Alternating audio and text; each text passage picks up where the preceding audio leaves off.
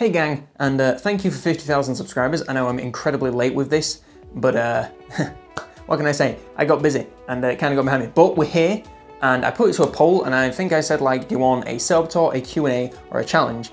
And someone said do all three, so I thought, why not? So if you have any ideas for a challenge, leave it in the comments or put it in the Discord. But for now, let's do a Q&A and also a tour of this office that I've spent the better part of, well, my life accumulating. Right, so I think we should probably go through the background first, since that kind of makes most sense. So we'll kind of go like bottom left and work our way like up and across. So first of all, we have my little iron harvest guy. I got this from the guys at Iron Harvest. I can't remember if I think they sent me a key. I think it was for the first DLC, and it's actually one of the better videos that I've ever done on that game, so that's rad. They sent me like a whole collector's edition from the early access, so I got like a cool tin art book and stuff, which I love, and then my little mini dude, I can't remember, which one's he called? Schmelly, I think. Anyway, yeah. Also, I apologize for how dusty everything is. It turns out when you get black stuff, it's dusty as hell.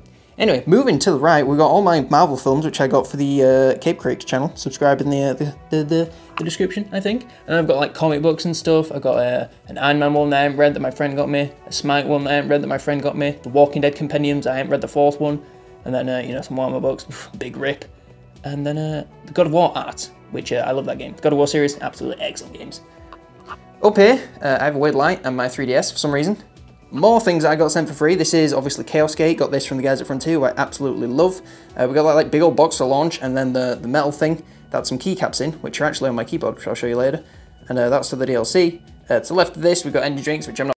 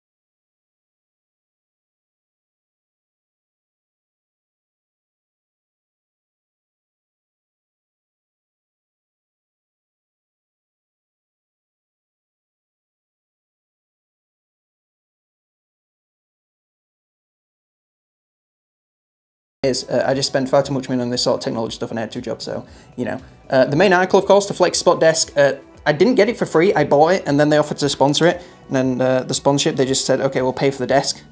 So they did. It's really great, no complaints. This is not a sponsored video. I have done a sponsored video.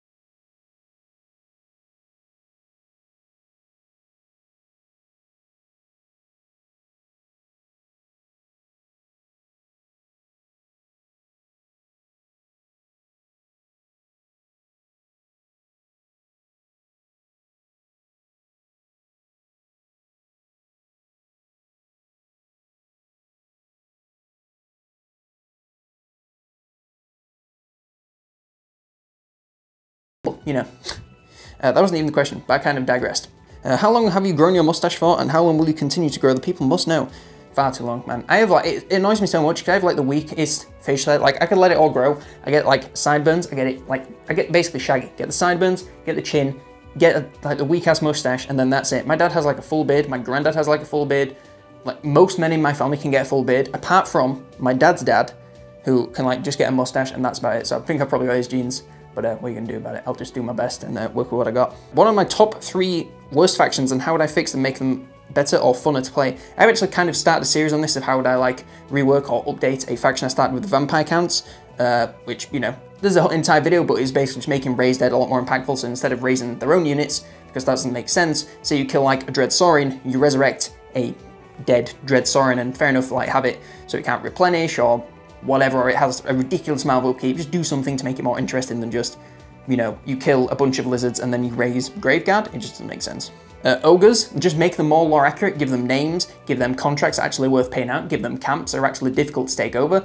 If they just made ogres like lore accurate and OP, like the Skaven, they'd be fun. It's a single player game. I don't care about balance, I care about fun. Especially when I'm playing as them. You can nerf them when they're AI, but when I'm playing as them, make them OP, because that is what makes part of the game fun.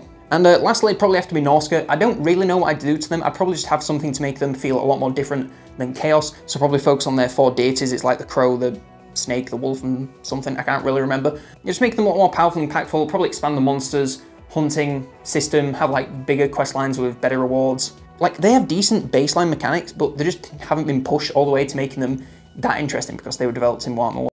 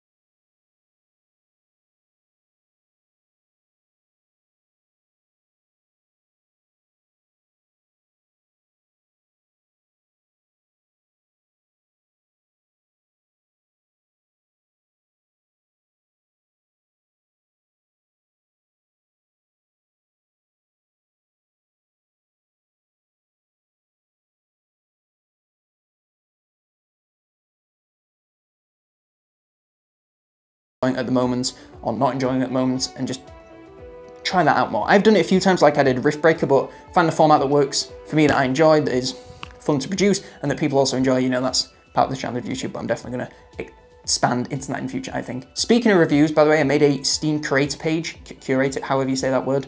So if you want like really short, like 3-sentence reviews from me on basically anything that I play, it's not just going to be stuff in this channel, like I said, it's going to be anything that I am playing at the moment, then there'll be a link to that in the description. Really appreciate it.